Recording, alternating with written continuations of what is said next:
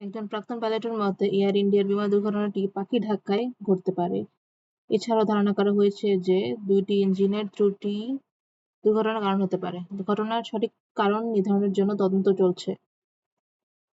বৃহস্পতিবার সকালে ভারতের পশ্চিমাঞ্চলে শহর আহমেদাবাদের প্রান্তে একটি বিমানবন্দরের কাছে একটি মেডিকেল কলেজের হোস্টেলে কমপক্ষে ২৪২ জন যাত্রী নিয়ে এয়ার ইন্ডিয়ার একটি বোয়িং ৭৮৭ ড্রামলাইনার বিমান বিধ্বস্ত হয়ে পড়ে। বৃহস্পতিবার এয়ার ইন্ডিয়া নিশ্চিত করেছে যে ২৪২ জন আরোহীর মধ্যে ২৪১ জনই নিহত হয়েছে।